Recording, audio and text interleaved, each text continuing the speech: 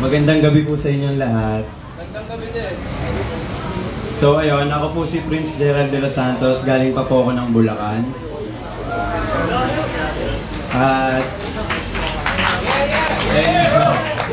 salamat po. Ayun po, katulad na sinabi ni Kuya, ako po ay isang poetry artist, isang manunulat. At ang unang piyesa ko po ay patungkol sa isang babae na nakilala ko nang hindi inaasahan. Hanggang sinabi ko sa sarili ko na hihintayin kita kahit gano'ng katagal. Tapos dumating sa punto na ang tanong niya sa akin palagi ay panay, bakit mas pinili mong maghintay? At sinagot ko siya ng, wait naman, namatay.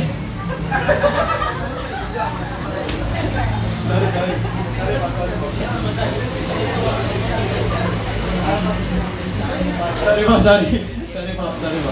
So, ayun.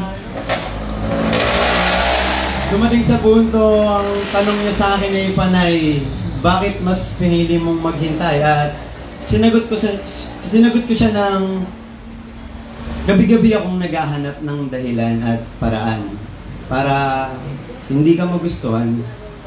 Ngunit paulit-ulit din akong sinasampal ng katotohanan na maaari kong dayain ng lahat pero hindi ang nararamdaman. At sa tuwing darating na magtatagpo na naman ang ating paningin, hindi ko maiwasang maalala na palagi kang isinasama sa bawat panalangin. Lahat ng bagay ay pinapaalala sa akin ng isang ikaw, gaya ng mata mong nakakasilaw na animoy brilyanteng na sinaga ng araw na kasabay ng kulit mong sumasabay din sa ritmo ng isang kanta. Ang iyong buhok na humahalimuyak mistulang rosas na pula, ang malambot mong kamay na kahit minsay hindi ko pinangarap kumaway para magpaalam. Ang iyong ngiti na nakatatak sa bawat mensahe ng salitang pinagtagpi-tagpi, palaging ikaw ang bukong bibig sa bawat tanong na kung sino ang nais na palagi. Nahasa ang pagtanggap sa salitang mahal kita, pero meron akong pangarap. Pinanday ng impormasyon ang pangakong babalik akong nasa tama na at naitama na ang lahat sa tamang panahon at oo, mamahalin kita hanggang sa huling pagkakataon. Ngunit ang mundo'y sadya nga yatang napakalupit. Dahil sa aking paglisan ay mukhang may posibilidad na hindi na kami magkita pa ulit.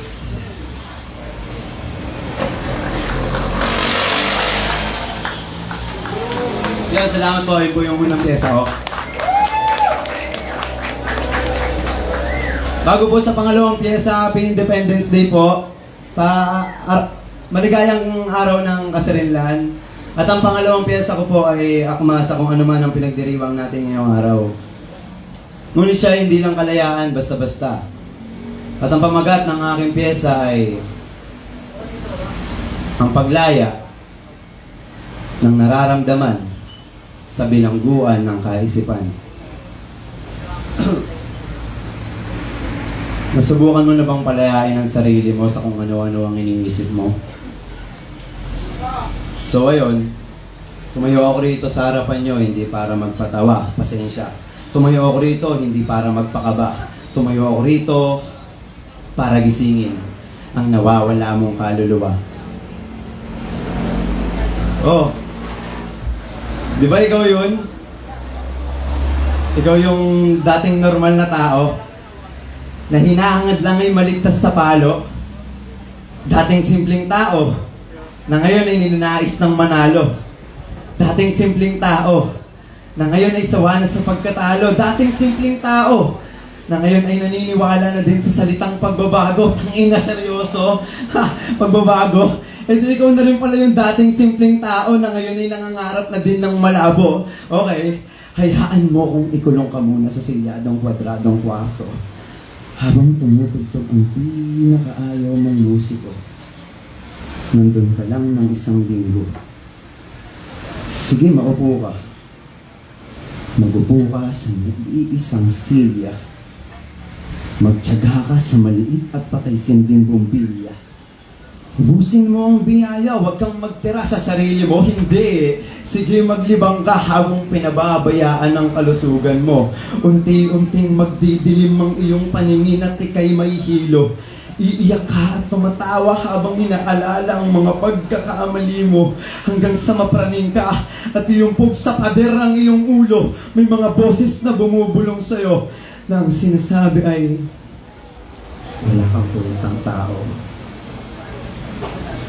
Sige, langapin mo ang mabahong hangin sapagkat yan ang nagpapaalala sa iyo kung gaano kalungkot ang iyong mundo. Tumakbo ka, iho. Sige na, huwag kang mahiya. Tumakbo ka, hanapin mo sarili mo. Tumakbo ka, iho. Tumakbo ka hanggang ikay umabot sa dulo. Tumakbo ka, iho. Tumakbo ka, hanapin mo ang sarili mo. Tumakbo ka, iho. Tumakbo ka. Tumakas sa magulong mundo. Tumakbo ka, iho. Tumakbo ka. Takasan mo ang mapanghusgang tao. Tumakbo ka, iho. Tumakbo ka. Hanggang sa nakita mo ang isang lalaking kumalabit sa gatilyo habang ang huso ng bakal ay nasa kanyang ulo. Sige, takbo, iho. Tumakbo ka, tumakbo ka, tumakbo ka, iho. Haligang umbati. Nakita mo na sarili mo.